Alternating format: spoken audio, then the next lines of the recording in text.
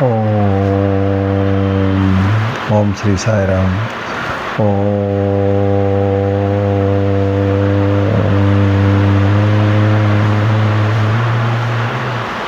సాయీశ్వరాయ విద్మహే సత్యదేవాయ ధీమహి తన్నో సర్వప్రచోదయాత్. వక్రతుండ మహాకాయే సూర్యకోటి సమప్రభా నిర్విఘ్నం కురు మే దేవ సర్వకాలేషు సర్వదా. ఓం తద్బ్రహ్మం తస్మై శ్రీ గురువే నమః. ఓం నమః శివాయ. ఓం హిరణ్యవర్ణాం హరిణీం సువర్ణరజతస్రజాం చంద్రాం హిరణ్మయీం లక్ష్మీం జాతవేదో మావహాం తాం ఆవహ జాతవేదో లక్ష్మీమనవగామినీం యస్యాం హిరణ్యం వందేయం గామశ్వం పురుషానహం అశ్వపూర్వం రథమధ్యం హస్తినాద ప్రబోధినీం శ్రియం దేవీముపహ్వయే శ్రీ నిర్మా దేవార్జుషుతాం. ఓం శాంతి శాంతి శాంతి. సాయిరామ్. మనం అక్షర పరబ్రహ్మయోగంలో లాస్ట్ అంటే మనం చెప్పుకున్నవి 26 శ్లోకాలు మనం చెప్పుకున్నాం. ఈ అక్షర పరబ్రహ్మయోగంలో టోటల్గా 28 శ్లోకాలే. మరొక 2 శ్లోకాలు ఉన్నాయి, 27, 28. అది ఆ భగవంతుని ఆశీస్సులతో ఆ భగవంతుడు మనకు పర్మిషన్ ఇచ్చినట్టయితే తప్పక మనం దీన్ని దాటగలం. అంటే ఈ అక్షర పరబ్రహ్మ యోగం అన్నది ఈ ఏదైతే భగవంతుడు చెప్పాడో ఇది చాలా విలువైంది. నిజంగా అది వింటూ ఉంటే మనం ఎంత డౌన్ లెవెల్లో ఉన్నామో మనకు అర్థమవుతుంది. ఆ తర్వాత మనకి ఒక మంచి ఛాన్స్ ఇచ్చాడు భగవంతుడు. మనల్ని అంటే మానవ రూపంలో మనకు జన్మనిస్తూ ఒక మంచి అవకాశాన్ని మనకు ప్రసాదించాడు. ఏంటి అవకాశం అంటే మీరు భగవంతుల్లో చేరడానికి ఒక మంచి అవకాశాన్ని భగవంతుడు ప్రసాదించాడు. అది మనం ఈ సంసార సాగరంలో మునిగిపోతూ దాన్ని మనం మర్చిపోతున్నాం. దాని తాలూకా విలువ ఏంటి, అది ఎందుకు భగవంతుడు ఇలా చెప్తున్నాడు, ఏంటి ఈ జన్మ అంటే ఏంటి, ఈ జన్మ ఎంతవరకు ఉంటుంది, ఈ జన్మ పోతుంది వస్తుంది ఏంటి, ఇదంతా అంత అయోమయంగా ఉంది అన్న భావనకి ఆయన చక్కని జవాబు చెప్తూ మనల్ని మనం ఏదైతే మన సందేహాలని అవి తీర్చిదిద్దడానికి ఆయన సర్వ విధాలా ప్రయత్నిస్తూ మనల్ని చెయ్యి పట్టుకుంటూ దాటిస్తున్నారు. అంటే నిజంగా ఇది పూర్వజన్మ సుకృతం కాకపోతే ఏంటిది,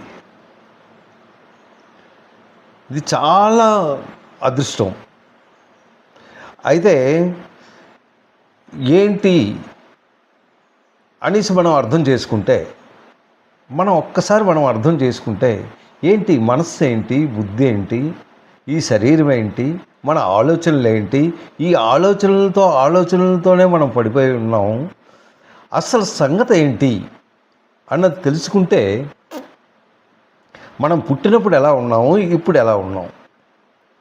పుట్టినప్పుడు ఎంత చక్కగా మనం ఏమీ తెలియకుండా ఆనందంగా ఎవరిని చూసినో నవ్వుతూ ఎంతో ముద్దుగా ఉన్న పసివాళ్ళని మనం ఒకసారి చూస్తే ఎంతో ఆనందం ఇస్తుంది. మనం నవ్వితే తను కూడా నవ్వుతున్నాడు. అంటే వాళ్ళకి ఎలా ఉంది అంటే ఆ మనసు చాలా సున్నితంగా చక్కగా ఉంది. ఎంత సున్నితమైన మనసు అంటే వాళ్ళకి ఈ ద్వేష గుణాలని, ఈ మంచి చెడు అంటే ఈ రాగద్వేషాలు అలాంటివి ఏమీ లేదు వాళ్ళ పుట్టినప్పుడు. చాలా చక్కగా సున్నితంగా ఉంటారు మనసు. కానీ ఆ మనసుని ఎలా మారిపోతుంది, ఎలా మారుతుంది, మారడానికి కారణం ఏంటి అంటే ఈ ఉన్న ప్రకృతే. అయితే ప్రకృతి నీకు చెప్తుందా నువ్వు మారిపో అని? సుఖాన్ని ఇస్తుంది ప్రకృతి. ఆ సుఖాన్ని భోగాలుగా మనం మారుస్తూ అది ఇంకా కావాలి అంటే ఇంకా మంచి మంచి భోగాలను అనుభవించాలి అన్న తాపత్రయంతో మనం పరిగెడుతూ మన కోరికలను పెంచుకుంటూ పిచ్చివాడిగా మనం నడుస్తూ ఉన్నాం. ఆఖరికి ఏంటి తెలుసుకున్నది మనం ఎప్పుడైతే మనం తెలుసుకుంటామో అప్పటికి మన కాలం అయిపోతుంది, ఇంకా దగ్గరికి వచ్చేసామన్నమాట. ఇంకా ఈ ఉన్న తక్కువ పీరియడ్లో మనం ఏం చేయగలం? చేయడానికి ఏంటుంది? మనం ఎంత నేర్చుకోవాలో ఈ ఈ ఈ సత్సంగము అన్నది, లేక ఈ భక్తి తాలూకా ఇది ఒక సముద్రం. దీన్ని నేర్చుకోవాలి అన్న భావన మనలో ఉంటే ఈ సముద్రాన్ని దాటినట్టే. అది మానవ సఖ్యం కావడానికి అది చాలా తక్కువ. అది దైవ బలం ఉండాలి, దైవ శక్తి ఉండాలి. ఆ శక్తి ఉంటే కానీ మనం దాన్ని దాటలేము. ఆ దైవశక్తి ఎలా వస్తుంది అంటే మనలోనే ఉంది. మనకు అన్నీ ఇచ్చాడు భగవంతుడు, ప్రతిదీ ఇచ్చాడు, ఏది ఇవ్వలేదు. కానీ దాన్ని మనం వినియోగించుకోవట్లేదు. ఎందుచేత వినియోగించటం లేదు అంటే మనకు ఉన్న బుద్ధి చాలా తక్కువ. ఆ తదుపరి మనకు ఉన్న కోరికలు ఎక్కువ. ఆ తదుపరి మనకు ఉన్న భోగాలు ఇంకా కావాలి అన్న తాపత్రయం మనసులో ఏర్పడుతూ అసలు విషయాన్ని మర్చిపోతూ ఆయన శక్తిని మనం గుర్తు లేకుండా మనం పరిగెడుతూనే ఉంటున్నాం. ఎందుకు ఇలా పరిగెడుతున్నాము అంటే ఇంకా అంతే. అంటే మనకి ఉన్న మనసు అలాంటిది. ఈ మనసు ఎలాగ ఉన్నది, పుట్టినప్పుడు చక్కగానే ఉంది, రాను రాను వస్తూ వస్తూ వస్తూ వస్తూ ఇవి అన్నీ చేరిపోతున్నాయి. ఒంటరితనం, రాగం, ద్వేషాలు, వాడంటే వీడికి పడదు, వీడంటే వాడికి పడదు. ఆ తర్వాత నీకు చూడలేనితనం. నీకేంటి చూడలేనితనం అంటే ఒకడు బాగుపడితే మనం చూడలేము. ఇలాంటి చెడ్డ చెడ్డ ఆలోచనలు అనమాట. అమ్మ వాడు అంత దీనిగా అయిపోయాడు, అరే నువ్వెందుకు అవ్వట్లేదు అనేసి నువ్వు ఎప్పుడైనా ఆలోచించావా? ఎందుకు నువ్వు అవ్వట్లేదు? వాళ్ళలాగా నువ్వు అవ్వకపోవడానికి కారణం ఏంటి? నీలో ఉన్న చెడగుణం. అరే వాడు అయ్యాడు, వాడు అయితే నీకేమి? వాడు పూర్వజన్మలో చేసుకున్న పుణ్యకర్మలో, అతను తెచ్చుకున్న మంచి మంచి కర్మలో ఏ కర్మలు అవన్నీ ఆ కర్మానుసారం అతను నడుస్తున్నాడు. నీ కర్మానుసారం నువ్వు నడుస్తున్నావు. నీకు భగవంతుడు పుట్టినప్పుడే ఒక చెంబునిచ్చాడు, అంటే ఒక వస్తువునిచ్చాడు. బాబు ఈ వస్తువు వెళ్ళి నువ్వు సముద్రంలో నీళ్ళు తెచ్చుకో. నీకు ఎలాంటిది ఇచ్చాడు? చిన్నది, పెద్దది, గ్లాసు, చెంబు, అంతకన్నా పెద్దది, అంతకన్నా పెద్దది, అంతకన్నా పెద్దది, అలా ఇస్తూ వచ్చాడు. నీకు ఎంత ప్రాప్తో అంతే ఇస్తున్నాడు. దాన్ని పట్టుకుంటూ నువ్వు వెళ్ళి సముద్రంలోకి వెళ్ళి నీళ్ళని అది ఎంత ఉందో అంతే తేగలవు, అంతకన్నా నువ్వు ఎక్కువ తేలేవు. ఎందుకు తేలేవు అంటే నీకున్న పాత్ర అది. అంటే you are entitled for that one only. అంతకన్నా ఎక్కువ కావాలి అంటే నీకు లేదు, అంటే నీకు అసలు ప్రాప్తించలేదు. అలాంటప్పుడు ఇంకొకరు చూసి ఎందుకు నువ్వు ద్వేషపడుతున్నావు? ఎందుకు నువ్వు ఏడుస్తూ ఉన్నావు? అలాంటి ఉండకుండా నువ్వు నీకు మంచి మనసుతో భగవంతుడు నీకు ప్రసాదించాడే, ఆ మనసు ఎంతో సున్నితంగా ఉందే, ఆ సున్నితమైన మనసుని ఎందుకు పాడు చేసుకుంటున్నావు? పాడు చేసుకుంటూ ఆ మనసును ఇంకన్నూ డౌన్ లెవెల్లో తీసుకెళ్ళిపోతున్నావు. దాన్ని అభివృద్ధి చేయట్లేదు. దాన్ని అభివృద్ధి చెయ్యాలి అంటే నీలో వజ్రం ఉంది. అంతే, మనసు అన్నది అదొక వజ్రం, అది ప్రకాశిస్తూనే ఉంటుంది. కానీ ఎందుకు ప్రకాశించట్లేదు? నీ మనసు, లోపల ఉన్న మనసు ఎందుకు ప్రకాశించట్లేదు అంటే దానికి కారణం అది నువ్వే. అంటే నువ్వు తెచ్చుకున్నవే, నువ్వే చేసావు, అంత నీలోనే ఉంది, ఇంకొకరిలో లేదు. అంటే నీలో ఉన్న చెడ్డ భావనలు, నీలో ఉన్న ద్వేషగుణాలు, నీలో ఉన్న రాగగుణాలు, అవన్నీ నువ్వు ఏం చేస్తున్నాయి? దీన్ని కప్పిపుచ్చేస్తున్నాయి. జీవితం అంటే ఎంత చల్లది, అవన్నీ దానికి కప్పిపుచ్చేసాయి. మరి ఇప్పుడు దైవం కావాలి, నాకు దైవం తాలూకా ఆ రూపం కావాలి, ఆయన తాలూకా కాంతి కావాలి, ఆయన చూడాలి, ఆయన ఇది అంటే నీలో ఉన్న మనసుని ఎలా ఉంది? అది మట్టితో కప్పబడిపోయిందే. ఆ మల్యాన్ని తీయాలి కదా. ఆ మల్యాన్ని తీయాలి అంటే నువ్వు శుభ్రపడాలి. నువ్వు శుభ్రపడితే కదా అది ఒక్కొక్కటి పొర మీద పొర, పొర మీద పొర, పొర మీద పొర అలా తీస్తూ లోపల ఉన్న వజ్రం అది ప్రకాశిస్తుంది అన్నమాట. అది ప్రకాశించినట్టయితేనే నీలో ప్రకాశవంతం అవుతుంది. అంతవరకు నీకు ప్రకాశం రాదు, నువ్వు ఇలాగనే ఉంటావు. అందుచేత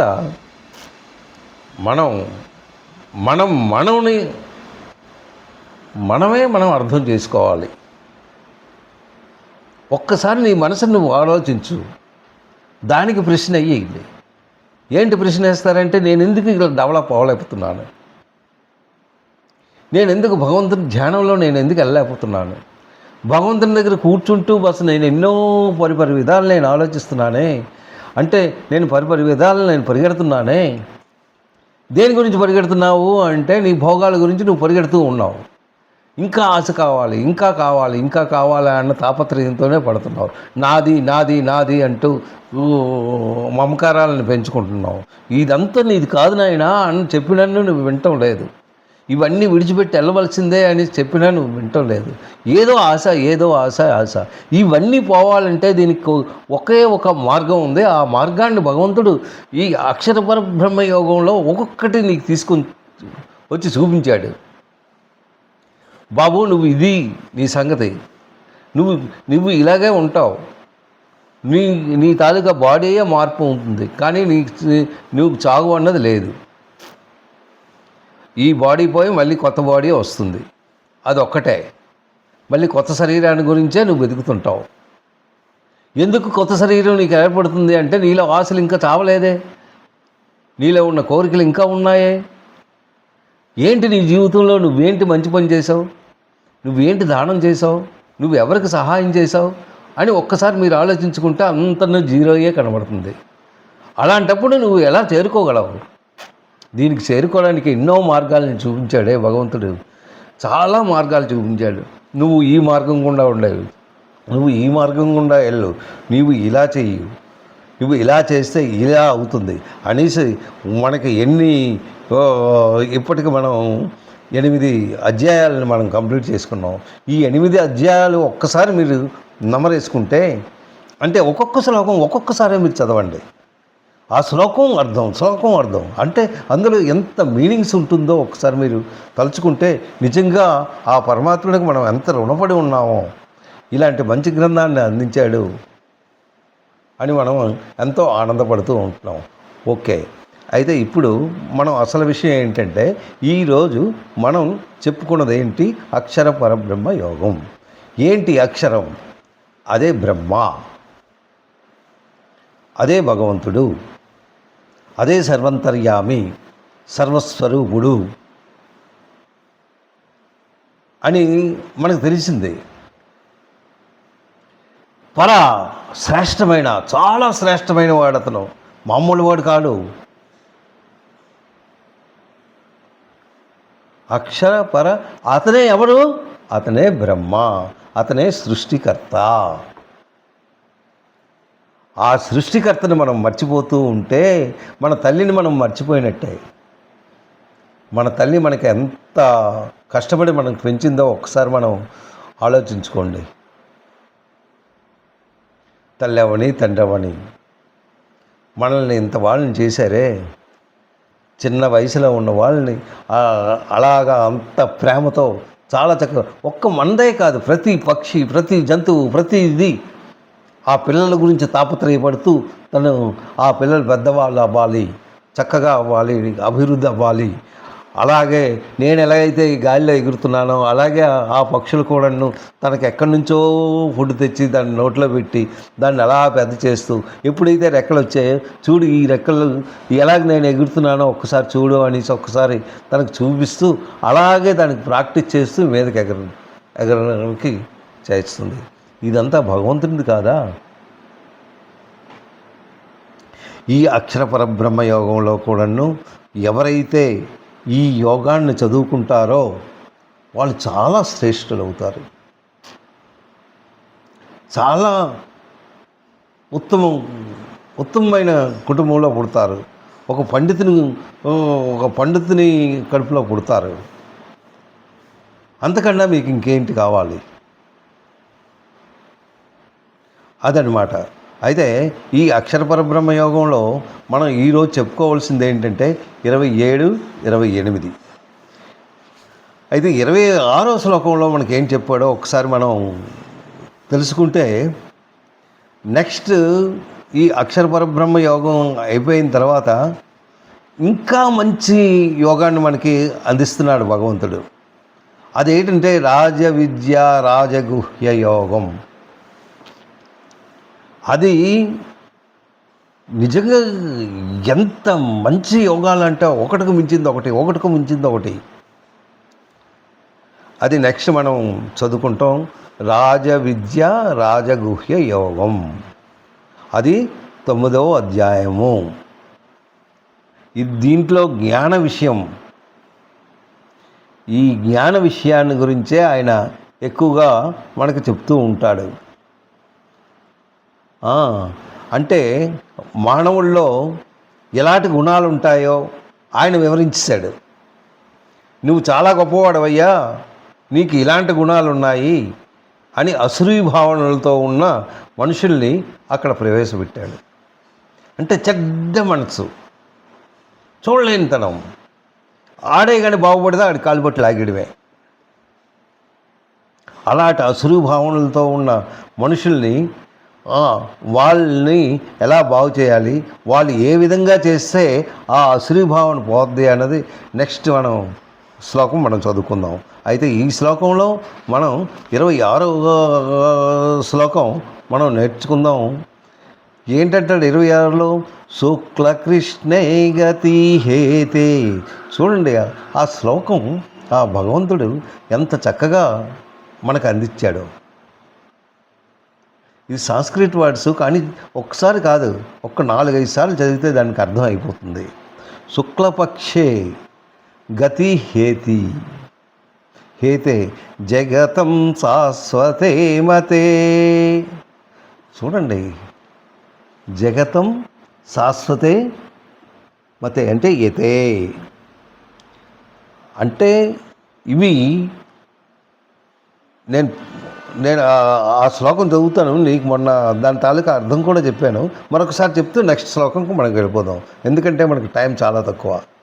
అయితే శుక్లకృష్ణే గతి హేతే జగతం శాశ్వతేయతే ఏకయా యాత్యనావృత్యం అన్యయా వర్తతే పునః. పునః అంటే మళ్ళా, పునః మళ్ళా. ఇది ఏంటిది? ఈ శరీరంతో మనం ఇప్పుడు పుట్టాం, పునః మళ్ళీ ఈ శరీరంతో పుడతామో ఇంకే శరీరంతో పుడతామో ఏంటి చేస్తామో అన్నది అది నీలోనే ఉన్నది, నీకు తెలిసిపోద్ది. నీ తాలూకా జీవితాన్ని ఒక్కసారి తలుచుకుంటే ఆ జీవితంలో నువ్వు ఏంటి చెడ్డ పనులు చేసావు, ఏంటి మంచి పనులు చేసావు, ఏంటి అనేది తెలిసిపోతుంది. ఇంకా రానున్న జీవితం ఏంటి, ఇంకా మా అయితే కొన్నాళ్ళు బతుకుతావు. ఈ రానున్న జీవితంలో నువ్వు చేయవలసినవి ఏం చేస్తే నువ్వు దానికి చేరుకోగలవు అన్న భావనతో ఆయన మనకు అందించాడు. అందుకే ఇక్కడ ఏంటంటున్నాడు? శుక్లపక్షే అంటే శుక్లకృష్ణే. ఈ శుక్లపక్షంలో ఏంటది? శుక్లపక్షం అంటే కృష్ణ తాలూకా శుక్లపక్షం. అదే పితృపక్షం అన్నమాట. ఆ యోగంలో ఎవరైతే చనిపోతారో, ఆ మార్గం గుండా ఎవరైతే వెళ్తారో, దీనికి భగవంతుడు 2 మార్గాలు చెప్పాడు. ఈ 2 మార్గాల గుండా దేవలోకం వెళ్ళొచ్చు. ఆ 2 మార్గాలు ఎలాంటివి? ఏ మార్గంలో వెళ్తే నువ్వు అక్కడికి వెళ్ళగలవు, ఏ మార్గంలో వెళ్తే నీకు మంచిది అవుతుంది, ఏ మార్గంలో వెళ్తే నీకు చెడ్డదవుతుంది.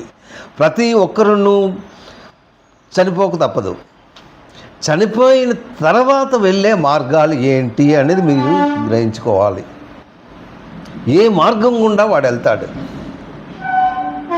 ఈ శరీరం విడిచిపెట్టేస్తున్నావు. అయితే ఈ శరీరం విడిచిపెట్టేసిన తర్వాత నువ్వు ఏంటయ్యావు? అదే పెద్ద క్వశ్చన్. అయిపోయింది. బాడీ పని చేయట్లేదు. ఎందుకు పని చేయట్లేదు? లోపల ఉన్న శక్తి లేదు. ఏంటి ఆ శక్తి? అదే ప్రాణవాయువు, అదే భగవంతుడు ఇచ్చిన ఆత్మ. దాన్ని విడిచిపెట్టేసిన వెంటనే ఇంకా నీ బాడీ మరి పని చేయదు. అయితే ఆ ఆత్మ అన్నది ఏంటి? What is that one? ఆత్మ. ఆ ఆత్మ భగవంతుడు ఇచ్చింది నీకు. మళ్ళీ అది వెళ్ళిపోతుంది. దేంతో వెళ్తుంది? ఖాళీ చేతులతోనే వెళ్తుంది. ఏంటి? ఈ బాహ్య ఉన్న వస్తువులన్నింటిను, మనం ఏదైతే చూస్తున్నామో ఆ వస్తువులన్నింటినీ విడిచిపెట్టేస్తుంది. విడిచిపెడుతూ ఏం చేస్తుంది? ఆ ఆత్మ బాహ్య వస్తువుల్లో ఒకటి నీకు తీసుకెళ్ళడానికి అవ్వదే. ఏమీ లేదు. ఎలా వచ్చావో అలా వెళ్తున్నావు. వచ్చావు, క్లీన్గా వచ్చావు అంటే మనసు చాలా సున్నితంగాను, చాలా ఆనందంగాను వచ్చావు. కానీ వెళ్ళినప్పుడు ఎలా వెళ్తున్నావు? చాలా దుఃఖంతో వెళ్తున్నావు. మహా దుఃఖం. ఇది మామూలు దుఃఖం కాదు. ఎందుకు ఆ దుఃఖం అంటే నువ్వు పెంచుకున్న మమకారాలు. ఇది నాది అన్న స్వలాభంతో నువ్వు ఈ జీవితకాలం అంతను అలాగే ఉంటున్నావు అన్నమాట. అయితే ఇది ఎందువలన వస్తుంది అంటే ఇది ప్రకృతి సహజం. అదే ఇక్కడ చెప్పాడనమాట. ఇది 2 దారులు, 2 మార్గాలు. అంటే కృష్ణపక్షంలో పడిన వాళ్ళు అంటే ఇవి సనాతనములు. ఎవరైతే దేవయాన మార్గంలో ప్రయాణిస్తారో దానికి దేవతలు ఉన్నారు. దేవతలు తీసుకెళ్తారు నిన్ను. ఏ మార్గం గుండా అనేక మార్గాలు ఉన్నాయి. ఏ మార్గం గుండా నువ్వు వెళ్తావో అది నువ్వు నిర్ణయించుకున్నావు. అంటే నువ్వు తెచ్చుకున్న కర్మలు, దాన్ని బట్టి వాళ్ళు డిసైడ్ చేస్తారు. డిసైడ్ చేస్తూ నీకు తీసుకెళ్తున్నారు అన్నమాట. అవి 2 మార్గాలుగా ఉన్నాయి. అవి ఒక మార్గం గుండా వెళ్ళినప్పుడు అది దేవయాన మార్గం. అంటే దేవేంద్రుడి దగ్గరికి తిన్నగానో వాళ్ళు వెళ్తారు. వాళ్ళు మహాభోగు. అంటే వాళ్ళు చేసుకున్న కర్మను బట్టి వాళ్ళు వెళ్తారు. ఆ దేవతలు ఆ దారి గుండా తీసుకెళ్ళి మరి ఇంకా వాళ్ళు రారు. ఎందుకంటే వాళ్ళు దేనికి రారు అంటే వాళ్ళు బ్రహ్మతత్వాన్ని తెలుసుకున్నారు, ఆ భగవంతు తత్వాన్ని తెలుసుకున్నారు, బోధన చేసుకున్నారు, ఆ భగవంతుని చూశారు, భగవంతునితో మాట్లాడారు. ఇదంతా ఉట్టిదే అంటారు, కానీ ఎంతవరకు నిజం అన్నది మీకు తెలీదు. ఎందుకు తెలీదు అంటే మీకు ఉన్న నాలెడ్జ్ అంతా ఈ రీసెంట్లీ మీరు రామకృష్ణ పరమహంస తాలూకా జీవిత చరిత్రను ఒకసారి చదవండి. ఆయన తాలూకా జీవితంలో ఏంటి చేశారు? ఆయన భగవంతుని చూడలేదా? స్వయంగా కాళికాదేవితో మాట్లాడుతూ ఉండేవారు. ఆవిడని చూసి ఆవిడ తాలూకా జ్వాలలో, ఆవిడ తాలూకా కిరణాలు, ఆవిడ తాలూకా తేజస్సు ఇది చూసి ఎవరికీ కనబడేది కాదు, కానీ ఆయనకి మాత్రం కనబడేది. అంత మంచి మహానుభావుడు. అది ఎప్పుడు? 1800లో జరిగింది. 1800 ఆయన పుట్టారు. ఎప్పుడు? 1836, 46లో ఆయన పుట్టారు. చనిపోయాడు. చనిపోయిన తర్వాత ఆయన జీవితంలో ఆయన శరీరం ఆయనకి ఏంటి నాది అన్నది లేకుండా ఆ కోరికలు లేకుండా చక్కగా తన జీవితాన్ని చాలించారే. మనం ఇప్పుడు ఆ జీవితాన్ని గురించి చూస్తే మనకి అసలు ఒక శ్లోకం కూడా అవుతుందో అవ్వదో. సరేండి, ఓకే, ఇది ఇంతవరకు. అంటే ఈ 2 మార్గతత్వాలు అన్ని కాలంలో సమత్వ బుద్ధి, నువ్వు సమాన బుద్ధి కావాలి. మంచి భావనతో ఉన్నప్పుడు నువ్వు మంచి చోటికి వెళ్ళగలవు. నీలో ఏమాత్రం చెడ్డ అయినను వేరే చోటులో వెళ్తావు. ఇవి 2 మార్గాలు. ఒకటి అక్కడికి వెళ్తే తిరిగి రారు, ఒకటి మళ్ళీ తిరిగి వచ్చినవి. వీళ్ళ తాలూకా కర్మలు బట్టి మంచి కర్మలు చేసినట్టయితే ఆ మంచి కర్మలను అక్కడ అనుభవించి అక్కడ భోగాలు అనుభవించి మళ్ళీ తిరిగి రావడమే. ఇది ఈ 26వ శ్లోకంలో చెప్పాడు. నెక్స్ట్ 27వ శ్లోకంలో మనకేం చెప్పాడో చూద్దాం. టైం ఉంటుంది. ఏంటంటున్నాడు? నా ఏతే స్మృతి పార్థజానన్. చూడండి ఎంత, నైతే శృతి పార్థజానన్ యోగి ముహ్యతి కశ్చన తస్మాత్ సర్వేషు కాలేషు యోగయుక్తో భవార్జున. చూడండి ఆ శ్లోకం ఒక్కసారి మీరు వినండి. నాకు కొట్టండి తిట్టండి ఏంటని చేయండి, కానీ ఆ శ్లోకాన్ని ఒకసారి విని దాన్ని అర్థం చేసుకోవడానికి మీరు ప్రయత్నిస్తే చాలు. నైతి నృతే పార్థ జనాన్ యోగి ముహ్యతి కశ్చన. అది ఫస్ట్, యోగి ముహ్యతి కశ్చన. అంటే నా అయితే అంటే 2 మార్గాలు ఉన్నాయి. ఈ 2 మార్గాలు అర్జున నువ్వు తెలుసుకో అని చెప్తున్నాడు. ఏంటి ఆ మార్గాలో ఒకసారి నువ్వు తెలుసుకో.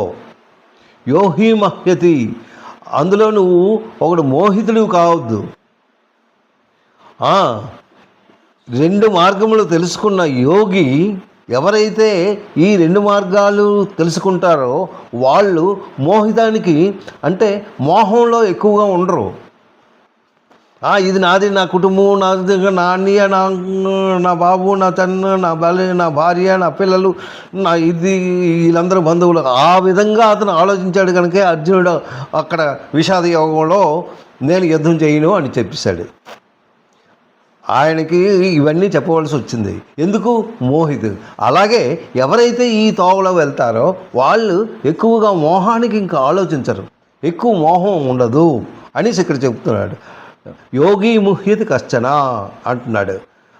వాళ్ళు దాని దగ్గరికి వెళ్ళరు. ఆ తర్వాత తస్మాత్ అందువలన సర్వేషు కాలేషు సర్వకాలములందు సర్వేషు కాలేషు యోగయుక్త అర్జున. నీవు సమబుద్ధిగా యోగయుక్తిగా యోగుడిగా నువ్వు యోగైపో. ఇవన్నీ ఇంకా ఆలోచించొద్దు. ఒక్క భగవంతుడి గురించే నువ్వు చింతించు. ఆ వాడి తాలూకా నా అమ్మాయిని పెట్టించు. హరి ఓం తస్య హరి ఓం తస్య హరి ఓం తస్య హరి ఓం అంటే ఆ భగవన్ నామస్మరణలో ఆ గీతాలు అవన్నీ వింటుంటే ఎందుకు ఈ బాడీ అంటే ఆ ఆనందం అంత చక్కగా ఉంటుంది. అందుకే ఎక్కువగాను మీరు భజనలకి ఎట్టినవ్వండి, ఆ నామస్మరణ చేస్తూ ఉండండి, మీరు ఆ భజన పాటలు పాడుతూ ఉండండి. ఆ భగవంతుని తాలూకా ఆయన తాలూకా ఈ శతనామావళి, అష్టోత్తరి ఎన్నో ఉన్నాయి. అవన్నీ ఎందుకు చదవటం లేదు? అలాగే హనుమాన్ చాలీసు ఇవన్నీ చదువుతూ మహా ఆనందాన్ని పొందండి. అది పొందితే మీకు తప్పక మీరు మంచి తోవనే తీసుకెళ్తాడు భగవంతుడు. అందుకే ఇక్కడ అంటున్నాడు నైతే నుతే పార్థ జనాన్ యోగి ముహ్యతి కచ్చన. అందులో నువ్వు పడద్దు, మోహితుడివై అవ్వద్దు.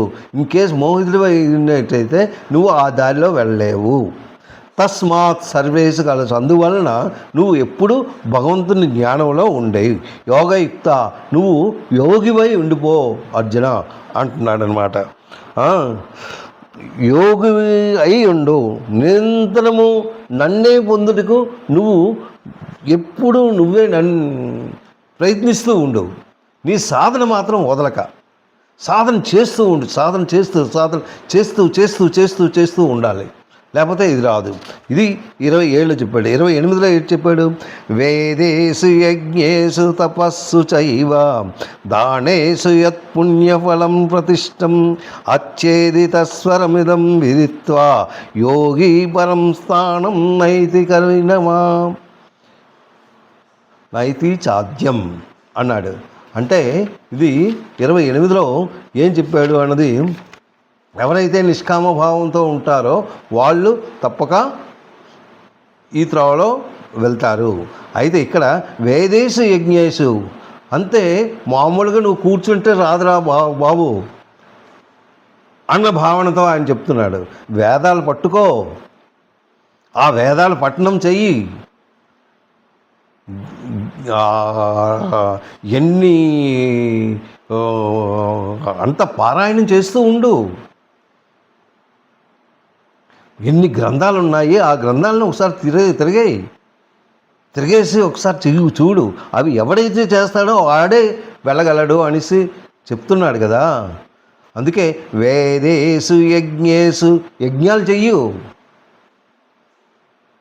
యజ్ఞేషు తపస్సు చైవ, తపస్సులు చేస్తూ ఉండాలి. నువ్వు మామూలుగా భగవంతుడు నీకు దొరకడు. మామూలుగా కూర్చుంటే నాకు భగవంతుడు కావాలి అంటే రామ రామ అంటే రాముడు దొరకడు, కృష్ణ కృష్ణ అంటే కృష్ణుడు దొరకడు. దానికి తగిన సేవ చేస్తూ ఉండాలి, ఆయన్ని జపిస్తూ ఉండాలి. ఈ వేదాలు ఎందుకు చూపించాడు? అవన్నీ ఒకసారి తత్వజ్ఞానం కావాలి అంటే ఇది మామూలు విషయం కాదు. ఆయన తెలుసుకోవాలి అంటే ఆ తర్వాత ఇంకేటి చేయమంటున్నాడు? దానేషు యత్ పుణ్యఫలం ప్రతిష్టం. నీకున్నదంతా నువ్వు జాబులో పెట్టించుకొని ఆహాహాహాహా నా బ్యాంకు అమౌంట్ పెరుగుతుంది, 1,00,000 అయింది, 1,00,000 2 అయ్యింది, 2 నుంచి 5 అయిపోయింది, 5 నుంచి 10 అయిపోయింది, 10 నుంచి ₹1,00,00,000 అయిపోయింది, ఇంకా నాకు ఇంకేం పర్వాలేదు అన్న భావనతో నువ్వు ఈ రొటేషన్లో ఉన్నావు అంటే నువ్వు ఇంకా కిందకే వెళ్తావు. నథింగ్, నువ్వు ఇంకొక మెట్టు కూడా ఎక్కలేవు. అందు గురించి దాంట్లోకి వెళ్ళకూడదు.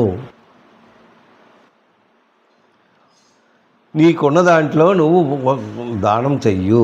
దానేషు యత్ పుణ్యఫలం, అది పుణ్యఫలం అంటే ఈ దానాలు, తపస్సులు, యజ్ఞాలు ఇవన్నీ చేస్తూ నీ పుణ్యాన్ని సంపాదించుకో. That is the bank balance. ఈ రూపాయలు తీసుకెళ్ళి బ్యాంకులో వేయడం కాదు.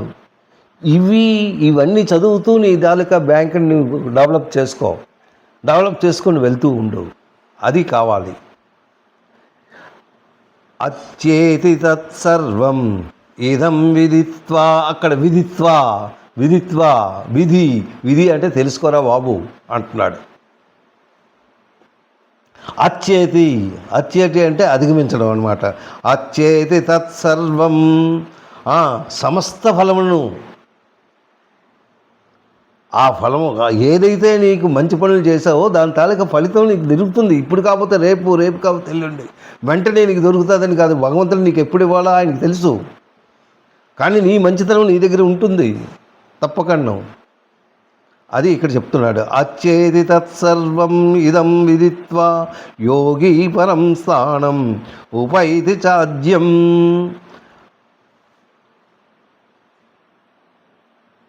ఏంటి సనాతనమైన ఈ తత్వరహస్యములు ఎవరైతే ఎరుగుతారో, లాస్ట్ శ్లోకంలో చెప్పేశాడు, ఏదైతే ఈ తత్వయోగాలు ఎవరైతే తెలుసుకుంటారో వాళ్ళు మాత్రమే వెళ్ళగలరు. మిగిలిన వాళ్ళందరూ ఇక్కడ ఉండిపోతారు. ఆ తత్వజ్ఞానాన్ని తెలుసుకోవాలి. అక్కడ చెప్తున్నాడు. ఏంటి ఆ తత్వజ్ఞానం? నీకు ఎలాగొస్తారు? మామూలుగా కూర్చుంటే నీకు రాదు. వేద పట్టణాలు చెయ్యాలి, యజ్ఞాలు చెయ్యాలి, దానాలు చెయ్యాలి, మంచి మంచి ఉపన్యాసాలు వినాలి, పెద్దవాళ్ళు చెప్పింది వినాలి, తత్వజ్ఞానాన్ని పెంచుకుంటూ ఉండాలి, మంచి మంచి విషయాలని తెలుసుకోవాలి, మంచి మంచి గ్రంథాలు చదవాలి. ఇవన్నీ చదువుతూ ఉంటే నీకు చెడ్డ గుణాలు మరి ఇంకా రావు, ద్వేషాలు రావు. ఇవి ఏమి చెడు భావన అన్నది మైండ్లో రాదు. ఏదో ఒకరికి సహాయం చేద్దామన్న ఒక మంచి కార్యక్రమం చేద్దాము అన్న భావనతోనే మీరు ఉంటారు, కానీ ఇంకొక దీంతో వాళ్ళు ఉంటారు అన్నమాట.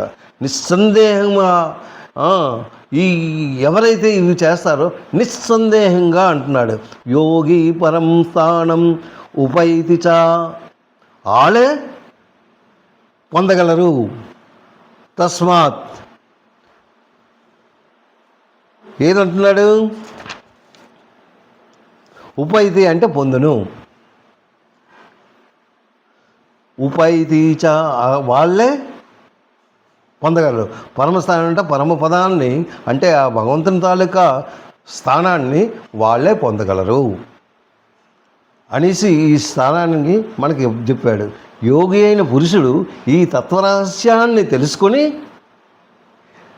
ఏంటి తత్వజ్ఞానం, వేదపట్నం యందును, యజ్ఞాలు యందును, తపస్సులు యందును, దానములు యందును ఏవైతే ఈ పుణ్యఫలాలు చెప్పబడివో అవి చేస్తూ ఉండాలి. అవి చేస్తూ సమస్త ఫలములను ఇవి చేసినట్టయితే దాని తాలూకా ఫలాలను నిస్సందేహంగా మీకు దొరుకుతుంది. ఈ జన్మ కాకపోతే నెక్స్ట్ జన్మ, నెక్స్ట్ జన్మ కాకపోతే ఆ నెక్స్ట్ జన్మ, ఆ నెక్స్ట్ జన్మ కాకపోతే అవి ఎక్కడికి పోవు. దట్ ఈస్ ది డిపాజిట్, ఆ బ్యాంకులో డిపాజిట్ అయ్యి ఉన్నాయి. అందు గురించి వాటి గురించే ఆలోచించు. ఎక్కడైతే మంచి మంచి ఉపన్యాసాలు ఉన్నాయో మీరు కళ్ళు మూసుకొని వెళ్ళి వాళ్ళు చెప్పే మాటలు వినండి. ఇక టీవీ చూస్తూ ఆ టీవీకి వెళ్ళి ఐపీఎల్ ఈ క్రికెట్ చూద్దాం, ఆ క్రికెట్ చూద్దాం, ఆడ ఇలాగా ఈ ఎంజాయ్లో ఉన్నట్టయితే మీకున్న కాలం అయిపోతుంది. ఇంకా మనకి మళ్ళీ నెక్స్ట్ జన్మ ఉంటుందో లేదో తెలియదు. ఈ ఛాన్స్ అయిపోయింది. మీకు ఒక మంచి అవకాశాన్ని ఇచ్చాడు. ఈ అవకాశాన్ని మీరు వినియోగించారు. తప్పక అలాగనే మనం ఈ శ్లోకాలను కానీ, ఈ వేదపట్టణాన్ని కానీ, ఈ ఏదైతే బ్రహ్మ యోగం ఉందో ఈ యోగం ఎవరైతే చదువుతారో, ఎవరైతే వింటారో వాళ్ళు మహా ధన్యులు అవుతారని నేను ఈ విధంగా నేను ఈ యొక్క స్థలంలో, ఇది ఒక పుణ్యస్థలం, ఇది ఒక పుణ్యభూమి. ఇందులో చెప్తున్నాను అంటే ఇది ఎప్పుడో చేసుకున్న పుణ్యం అన్నమాట. దీని గుండా మీకు చెప్తున్నాను. మీరు తప్పక ఆ విధంగా మీరు పాటిస్తూ ఒక మంచి మార్గానికి వెళ్తారని నేను నమ్ముతూ ఉన్నాను. సాయిరామ్.